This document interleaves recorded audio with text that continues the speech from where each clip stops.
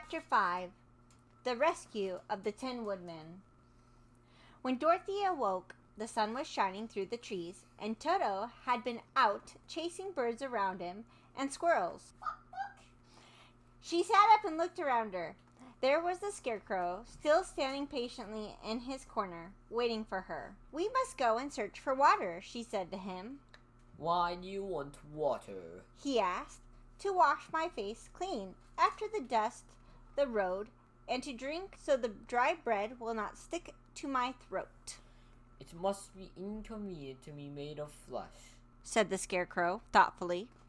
"for you must sleep and eat and drink. You have brain. It is worth a lot farther to be able to think properly." They left the cottage and walked through the trees until they found a little spring of clear water, where Dorothy drank and bathed and ate her breakfast. She saw there was not much bread left in the basket, and the girl was thankful the Scarecrow did not have to eat anything, for there was scarcely enough food for herself and Toto for the day. When she finished her meal, she was about to go back to the yellow brick road when she startled to hear a deep groan nearby. "What was that?" she asked timidly. "I cannot imagine," replied the Scarecrow. "but we can go and see."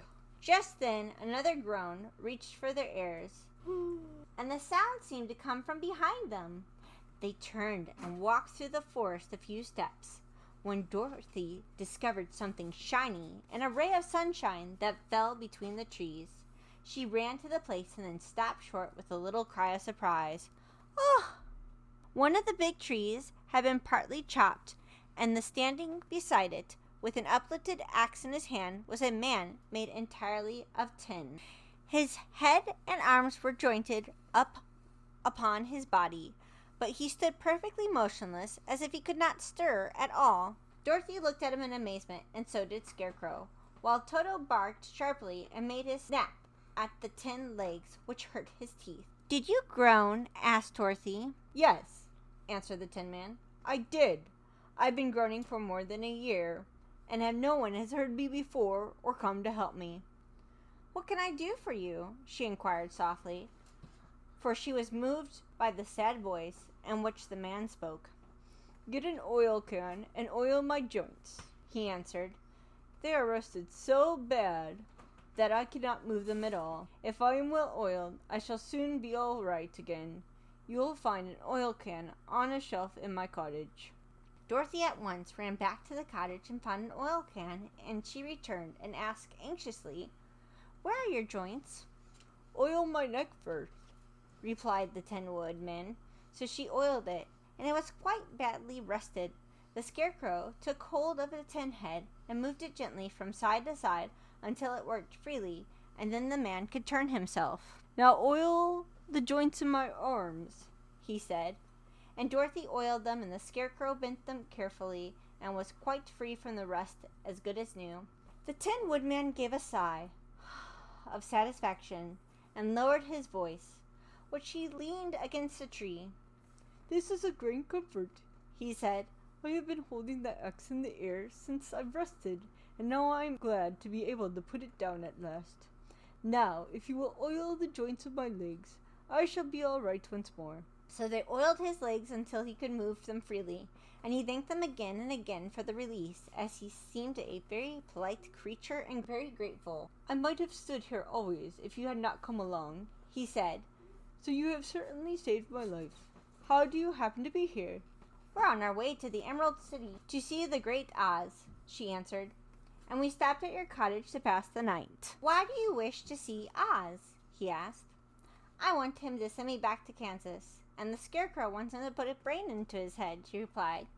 The Tin Woodman appeared to think deeply for a moment, and then said, "Do you suppose the Oz could give me a heart?" "Why, I guess so," Dorothy answered. "It would be as easy to give the Scarecrow brains." "True," said the Tin Man, returned. "So if you'll allow me to join your party, I will also go to the Emerald City and ask Oz to come help me." "Come along," said the Scarecrow heartily, and Dorothy added that she would be pleased to have his company. So the Tin Woodman shouldered his axe, and they all passed through the forest until they came to the road that was paved with yellow brick. The Tin Woodman asked Dorothy to put oil in her basket. For, he said, if I should get caught in the rain, I must rest again. I would need the oil can badly. It was a good bit of luck to have their new comrade join the party, for soon after they began their journey again, they came to a place where the trees and the branches grew so thick over the road that the travelers could not pass. But the Tin Woodman set to work with his axe and chopped so well that soon he cleared a passage for the entire party. Yippee. Dorothy was thinking so earnestly as they walked along that she did not notice when the Scarecrow tumbled into a hole and rolled over on the side of the road. Indeed, he was obliged to call her to help him again. Why don't you walk around the hole? Asked the Tin Woodman. I don't know enough, replied the Scarecrow cheerfully. My head is stuffed with straw, you know. And that is why I'm going to Oz to ask him for some brains. Oh, I see, said the Woodman. But after all, brains are not the best thing in the world. Have you any? Inquired the Scarecrow. No, my head is quite emptied, answered the Woodman. But once I had brains and a heart also. So having tried them both, I should much rather have a heart. Why is that? Asked the Scarecrow. I will tell you my story, and then you will know. So while they were walking through the forest, the Tin Woodman told the following story. I was born the son of a woodman who chopped down the trees in the forest and sold wood for a living. When I grew up, I too became a wood chopper, and my father died. I took care of my old mother as long as she lived. Then I made up my mind, instead of living alone, I would marry, so I might not become lonely. There was one of the Munchkin girls who was so beautiful that I soon grew to love her, all in my heart. She, on her part, promised to marry me as soon as I could earn enough money to build a better house for her. So I set to work harder than ever, but the girl lived with an old woman who did not want her to marry anyone. She was so lazy she wished the girl to remain with her and do the cooking for the housework. So the old woman went to the wicked witch of the east and promised her 2 sheep and a cow if she would prevent the marriage. Thereupon the wicked witch enchanted my axe.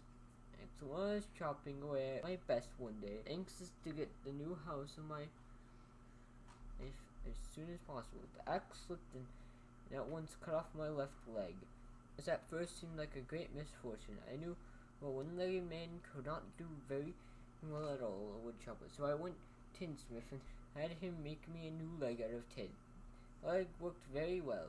I was used it, but my axe angered the wicked witch of the east, for she had promised the old woman I should not marry the pretty Munchkin girl. When I began chopping again, the axe slipped and cut off my right leg. I went to the tinsmith, and again he made me a leg out of tin. But after this, as the enchanted axe cut off my arms, one after the other. But nothing daunted, I had them replaced with tin ones. The wicked witch then made the axe slip and cut off my head. First I thought that was the end of me, but the tinsmith happened to come along, and he made me a new head out of tin. When I had beaten the wicked witch then, I worked harder than ever, but I little knew how cruel my enemy could be. He did not have a new way to kill the I love for the beautiful Munchkin maid. It made the axe slip again, so I cut off through my body, splitting me into 2 halves. Once more, the tinsmith came to my help and made me a body of tin, fastening my tin arms and legs and head to it by means of joints, so I could move around as well as ever. But alas, I had now no heart, so I lost all my love for the Munchkin girl and didn't care whether I married her or not. I suppose she's still living with the old woman, waiting for me to come after her. My body shone so brightly in the sun that I felt very proud of it. It did not matter how now if my axe slipped, for it could not cut me. There was only one danger, that my joints would rust. While I kept an oil can in my cottage and took care to oil myself whenever I needed it. However, there came a day where I forgot to do this. Being caught in a rainstorm, I got out of the danger, my joints had rusted, and I was left to stand in the woods until you came to help me. It was a terrible thing to undergo, but during the year I stood there, I had time to think that the greatest loss I had known was the loss of my heart. What was was in love as the happiest man on earth, but no one can love who has not the heart. So I am resolved to ask Oz to give me one.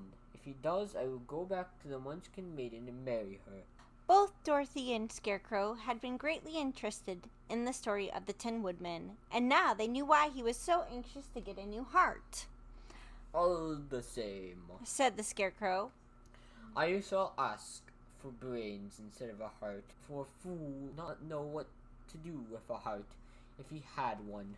I shall take the heart, returned the Tin Woodman, for brains do not make one happy, and happiness is the best thing in the world. Dorothy did not say anything, for she was puzzled to know which of her two friends was right, and she decided if she could only get back to Kansas and Aunt Em, it did not matter whether the Woodman had no brains and the Scarecrow had no heart, or each got what he wanted. What worried her most was that the bread was nearly gone and another meal for herself and Toto would be an empty basket. To be sure, neither the Woodman nor the Scarecrow ever ate anything, but she was not made of tin or straw and could not live unless she was fed.